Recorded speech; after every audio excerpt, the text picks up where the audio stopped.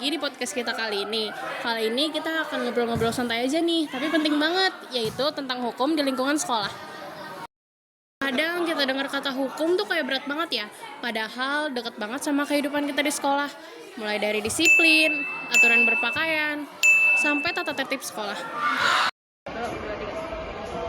Hari ini aku gak sendirian, karena aku bakal ngobrol bareng Kak Erlangga. Buat bahas gimana sih sebenarnya kesadaran hukum itu bisa diterapkan di lingkungan sekolah dan kenapa penting banget buat kita semua.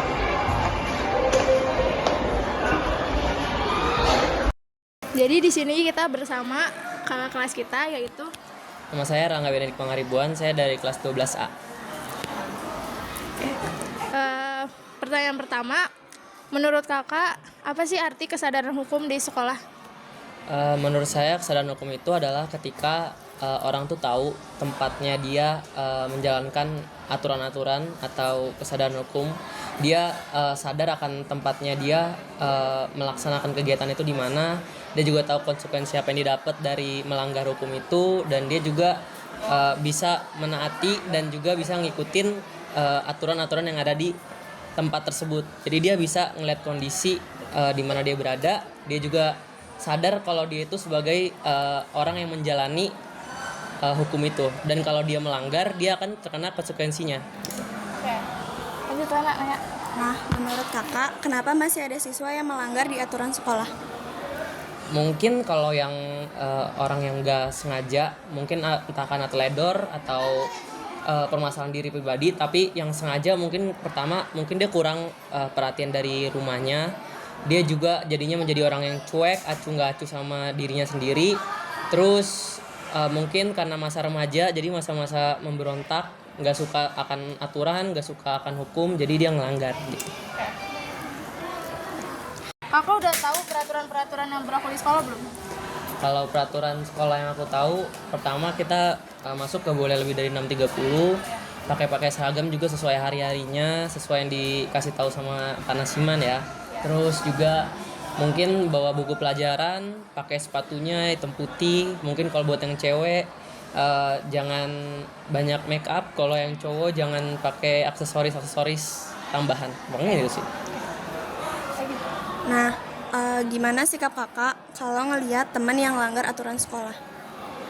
Kalau yang lihat langgar sekolah, mungkin kalau yang baru-baru mungkin nggak sengaja ya. Cuman kalau yang udah sering lebih ke kesel aja sih, dan terus malu juga karena kita sama siswa dari SMA 83 pasti kalau ngelihat teman kita yang langgar aturan pasti ada rasa kesel dan malunya juga lah.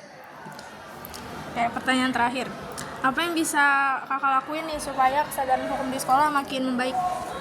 Kalau dari aku pribadi, karena aku udah jadi kelas 12, mungkin pertama dari diri sendiri. Kita harus jadi contoh buat adik kelas lainnya. Dari diri kita sendiri nanti kita bisa ngingetin teman-teman kita juga yang masih sering langgar aturan supaya bisa ngikutin aturan dengan lebih baik lagi. Jadi lebih ke diri kita sendiri, abis itu kita ngingetin teman-teman kita, dan nanti yang kita ingetin juga akan ngingetin ke yang lainnya, jadi menyebar luas gitu. Hari ini kami nggak bertiga saja karena kami bakal ngobrol bareng Pak Budi. Halo. Buat bahas gimana sih sebenarnya kesadaran hukum itu bisa diterapkan di lingkungan sekolah dan kenapa penting banget buat kita semua. Sebelumnya izinkan saya bertanya. Oke. Menurut Bapak, apa arti penting kesadaran hukum bagi siswa di sekolah?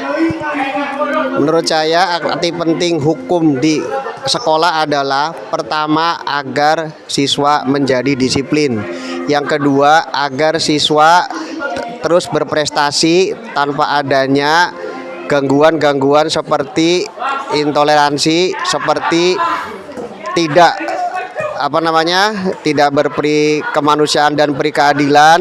Berikutnya, pentingnya itu biar siswa bisa meraih cita-citanya yang diinginkan. Bagaimana cara guru menanamkan sikap taat aturan kepada siswa di kelas? Dengan memberikan contoh yang baik kepada para siswanya, seperti contoh masuk kelas tidak telat, kemudian memberikan pelajarannya tidak setengah-setengah hati, harus full.